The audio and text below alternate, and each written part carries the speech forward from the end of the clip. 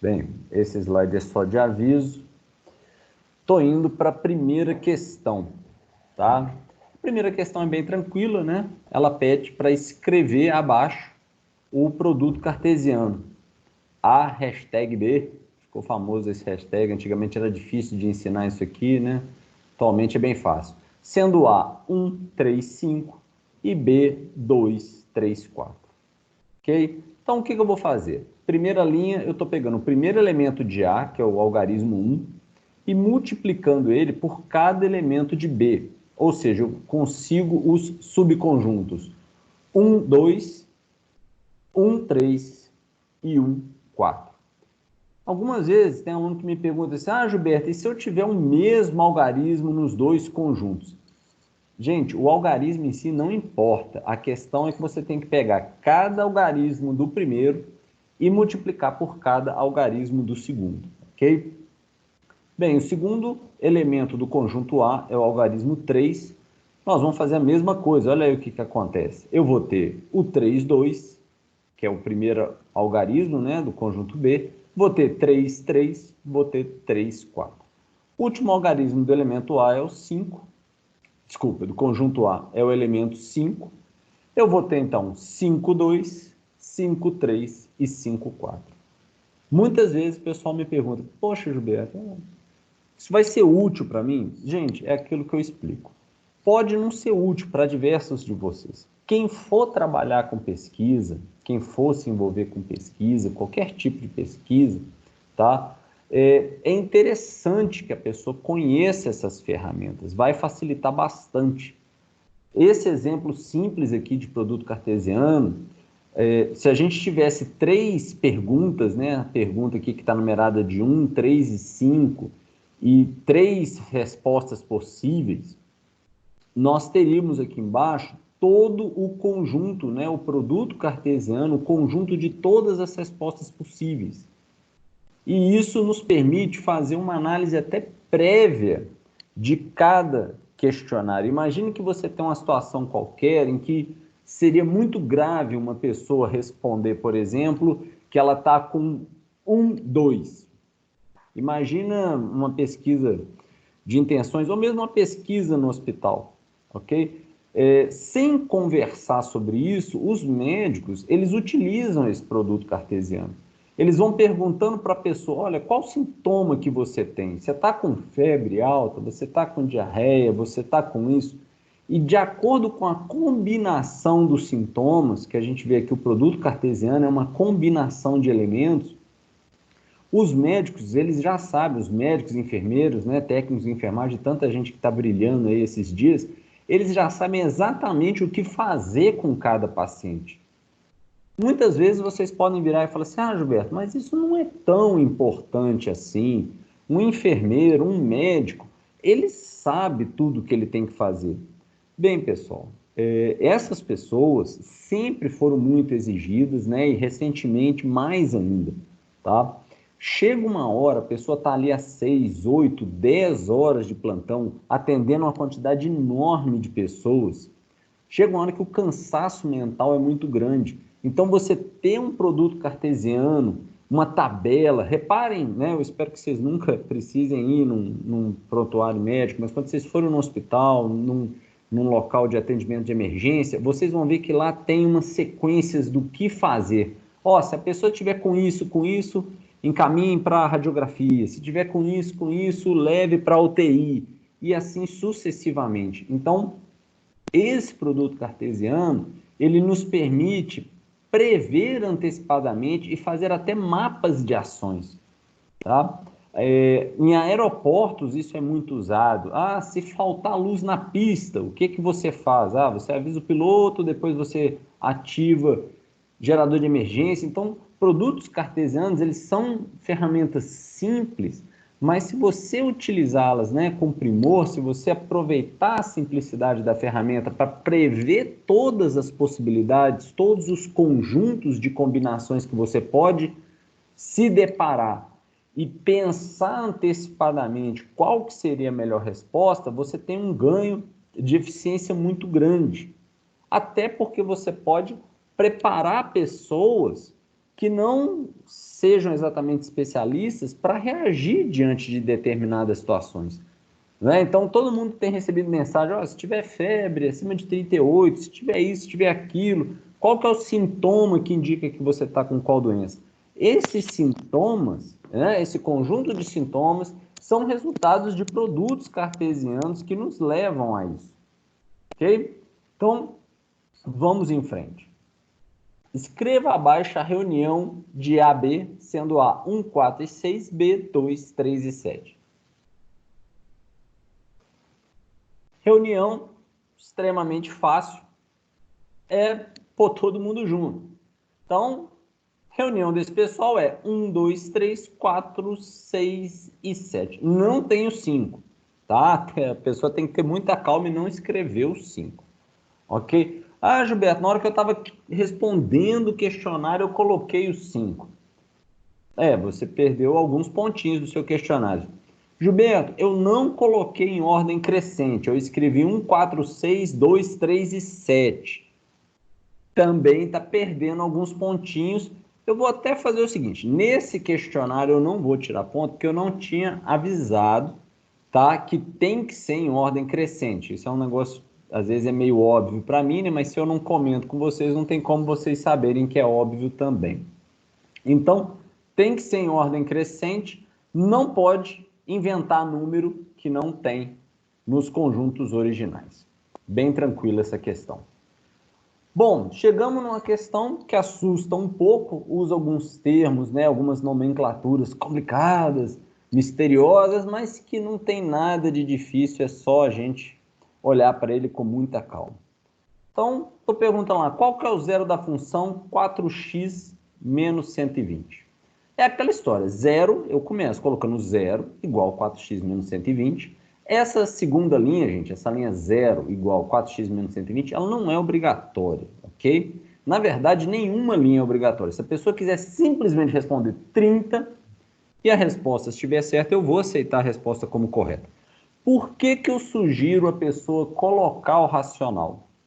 Eu sugiro a pessoa colocar o racional porque se ela cometeu algum erro de conta, mas ela escreveu a estrutura toda certinha, eu vou considerar, né? Dá para salvar alguns pontinhos. Nesse slide, a gente vê aqui 0 igual 4x menos 120 na segunda linha. Terceira linha, a gente tem, passei o 120 para lá, ele estava subtraindo, né? Ele vai para o outro lado somando, só que a gente não tem por hábito colocar o mais na frente, fica simplesmente 120 igual 4x. Na quarta linha, a gente tem 120 dividido por 4. Ficou muito clarinho a linha do 120 dividido por 4. Eu vou reforçar ela, mas o que a gente tem é o 120 dividido por 4. 120 dividido por 4 é igual a 30. Só isso, Gilberto, só. Gilberto, e quando que eu vou usar isso na minha vida, gente? Na verdade, muitos de vocês já usaram, só que vocês não sabiam que vocês estavam calculando o zero de uma função, tá? Qualquer medicamento que você tome ou que você ministre para outra pessoa, ele é calculado, né? A grande maioria deles, existem algumas exceções, mas a grande maioria dos medicamentos, a dose é calculada de acordo com o zero de uma função. Eu vou dar um exemplo mais simples, por exemplo, a dipirona, né? A Novalgina. Você pode dar uma gota por quilo, né? Você pode dar uma gota de Novalgina, de dipirona, para cada quilo que a pessoa tem, observando a recomendação, né, do fabricante de você não ultrapassar uma dosagem de 45 gotas numa única vez, tá? Por que que o fabricante ele dá essa recomendação? Porque ele sabe que em algumas situações a pessoa vai estar colocando o remédio, vai estar nervoso, vai estar ansioso, vai pensar assim, ah, não, eu vou colocar um pouco a mais para o remédio fazer efeito mais rápido, tá? Não existe isso, mas é uma ilusão que as pessoas têm. Do mesmo jeito que a pessoa aperta com mais força o botão do controle remoto quando a pilha está acabando, que não tem efeito prático nenhum, a não ser o de quebrar o controle remoto, a gente costuma achar, se fala o seguinte, olha, eu tenho que tomar 40 gotas de medicação. Ah, eu vou colocar 45 porque está doendo muito, vai fazer efeito mais rápido. Não vai fazer efeito mais rápido. O tempo de ação do medicamento é o mesmo, independente da quantidade. É claro que se você colocar uma dosagem abaixo da necessária, você não vai ter o efeito esperado. Não vai suprimir a sua dor, vai só amenizá-la. Mas esse é um exemplo de qual o zero da função. Ah, Gilberto, mas isso é muito simples. É muito simples, gente, não tem grande mistério. O prazo que a pessoa vai tomar o medicamento também é calculado utilizando zero de algumas funções. Qual função? Nesse caso, não é a função voltada ao peso, né, do paciente, mas sim a gravidade do sintoma, a gravidade do que está aparecendo ali. Se a pessoa está sentindo muita dor, o médico vai falar: olha, você tome 40 gotas desse remédio de 8 em 8 horas. Algumas vezes, as pessoas, né, quando têm contato com antibiótico, acham estranho fazer a seguinte fórmula. Poxa, por que eu tenho que tomar antibiótico 10 dias, 14 dias, 7 dias? Porque foi calculado, gente, a função de reprodução daquela bactéria específica que está atacando a pessoa. E calculando-se o zero dessa função, você chega numa quantidade de antibiótico que, se você desse uma dose única, poderia gerar graves problemas, né, físicos na pessoa, o pâncreas, o fígado, os rins, eles poderiam não aguentar uma dose tão forte de antibiótico. Então, se calculou o zero da função, no caso é uma função quadrática, mas a gente não precisa entrar nesse detalhe aqui agora. Se calcula a quantidade que a pessoa tem que tomar pelo período que ela tem que tomar. E por que é tão importante não suspender um antibiótico, né, a dosagem recomendada, a quantidade de vezes recomendadas, antes, mesmo a pessoa estando se sentindo bem? Porque o zero da função ele foi calculado com o ciclo de vida daquela bactéria, como eu disse no início. Então, vai ser aquela quantidade por dia, naquela quantidade de dias, que vai realmente eliminar a bactéria do organismo, garantir que aquela bactéria seja eliminada, né? O último comentário é finalmente falando assim: Gilberto, mas por que é tão importante garantir que aquela bactéria seja exterminada? Por que a gente não pode dar uma quantidade menor de antibiótico e depois, se a pessoa voltar a passar mal, a gente retoma, né, o antibiótico? Por uma questão muito simples, gente, né, descoberta por Darwin, que é a lei da seleção natural. Se você dá uma quantidade pequena, uma quantidade não pequena, mas vamos dizer assim, inferior àquela que é necessária para realmente eliminar aquela bactéria do organismo, as bactérias que sobram, as bactérias que sobreviveram, são exatamente aquelas mais resistentes ao antibiótico. São as bactérias resistentes que têm alguma variação no seu DNA, no seu RNA, que vão sobreviver. Então, se você interrompe, né, a aplicação, né, do antibiótico antes do que é recomendado pelo zero da função daquela bactéria, o que acontece? Você muda a função porque a partir daquele momento você está com bactérias mais fortes, bactérias mais resistentes àquele antibiótico.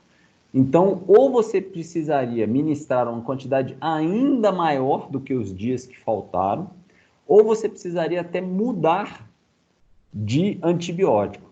Qual que é o problema disso, gente? O problema é que, se as pessoas vão fazendo isso constantemente, você vai fortalecendo, você vai criando nas bactérias uma resistência àqueles antibióticos, e você pode chegar a um ponto de não ter mais um antibiótico capaz de matar aquela bactéria sem prejudicar a saúde da pessoa.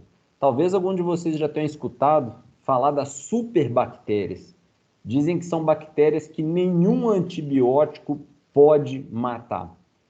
Não é verdade completamente, né? Nós temos antibióticos fortíssimos, nós temos antibióticos capazes de matar qualquer bactéria.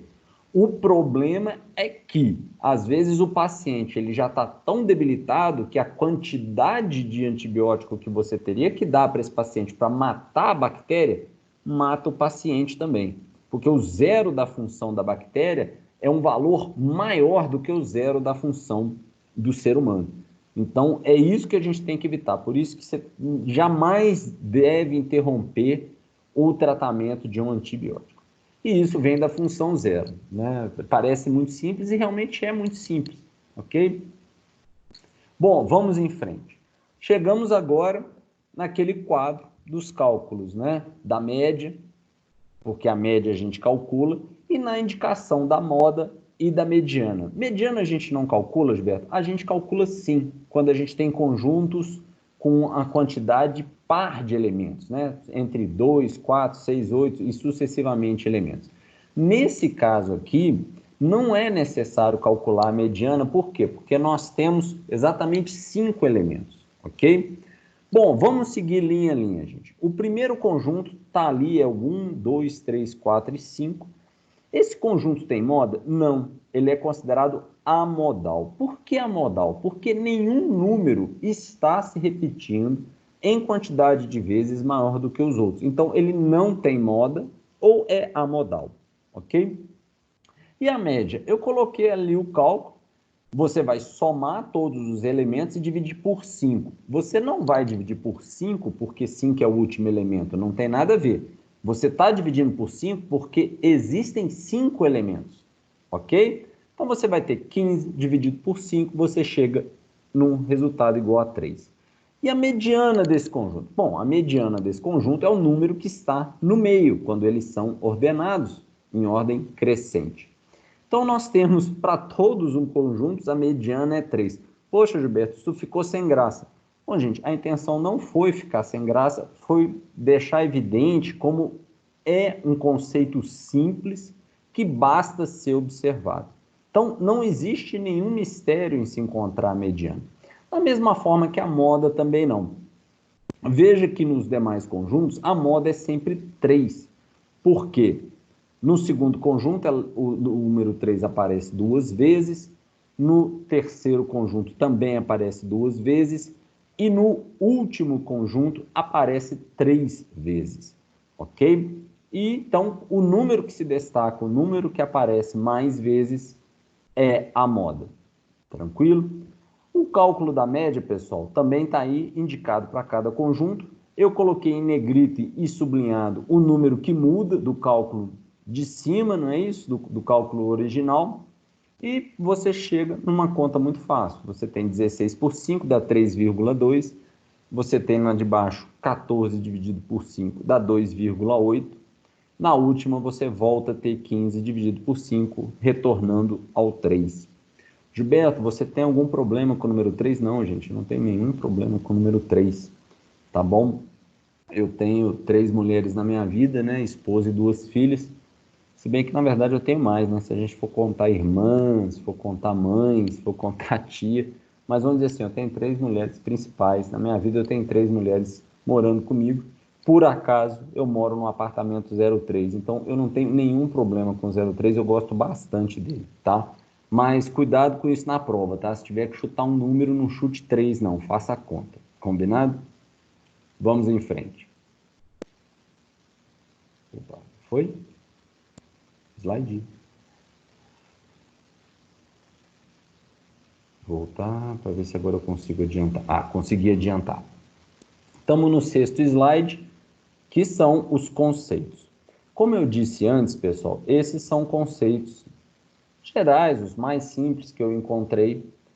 Gilberto, você vai aceitar outros conceitos? Claro que vou aceitar os conceitos, desde que estejam corretos, tá? Já tivemos semestre em que o aluno foi copiar de um livro e na hora ele confundiu, ele pegou o conceito de mediana, escreveu no lugar da média, o de média escreveu no de mediana e queria temar comigo que estava certo. Eu falei assim, olha, não é o que você copiou que está errado, é onde você colocou a resposta. Então, eu aceito sim outros conceitos, pode copiar de outras fontes, não tem problema nenhum, desde que a pessoa preste bastante atenção e copie do local correto.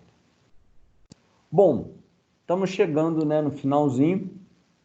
Tinha aquele exercício para vocês não reclamarem tanto que só teve questão aberta. Isso aí deu um trabalho danado para fazer, mas foi divertido. Eu estou gostando de aprender muita coisa nova esses dias. Eu estou achando sensacional a oportunidade, né, que a gente está tendo de aprender tanta coisa nova. Bem, eu pedi para completar com T, quando fosse quantitativo, ou com L, né, para os qualitativos, e selecionar a sequência correta. Vamos passar um por um, pessoal. Cor dos olhos. Cor dos olhos é uma característica, então é um qualitativo, é a letra L. Idade. Idade não tem jeito, é uma quantidade, ok? Até rimou aí, foi sem querer, desculpa. Então, idade é letra T, de quantitativo. A renda, em reais, ela vai ser um valor, ela vai ser expressa numa quantidade. Então, também vai ser quantitativo. Período atual em que está cursando, ou seja, tem gente do primeiro, do terceiro, do segundo, do oitavo, do sétimo, tem gente do 15º, né, está cursando o 15º período, e eu estou achando ótimo ter oportunidade, né, de ter essa quantidade de gente com visões diferentes dentro de sala. Estou com muita saudade das nossas aulas, pelo menos parece que agora a gente já tem uma data fixa, né, vai ser no início de junho, a gente já volta, com força total, que esteja tudo bem. Então, assim, período atual que se está cursando, apesar de ser uma informação que vem com um número, igual eu disse, primeiro, segundo, terceiro, oitavo, nono, 10º, 25º, tal, apesar dela vir com um número, ela está querendo indicar a característica, o momento do curso em que você está. É claro que existe uma sequência lógica dentro dela. O segundo período vem depois do primeiro e assim sucessivamente. Mas aquilo não quer dizer a quantidade, aquilo quer dizer uma característica, logo é qualitativo. Número da sala onde temos aula, né? Isso também vem em forma de número, é a 327. Agora, isso não quer dizer que existem 326 salas antes da nossa, né? Não é uma questão ordinal, uma questão sequencial. É simplesmente uma característica. Esse número ele vem até de uma construção, né? É a sala, o 3 inicial quer dizer que está no terceiro andar, e o 27 quer dizer realmente que existem ou podem existir 26 alas antes da nossa.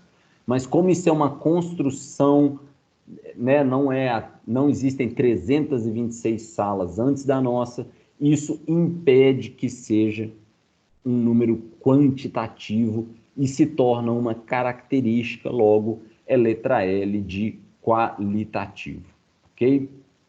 Bem, pessoal, chegamos ao final. Eu vou interromper a gravação para subir ela para o YouTube. Eu agradeço a presença de vocês muito. E... Peraí, consegui parar? Deixa eu ver. Acho que agora sim.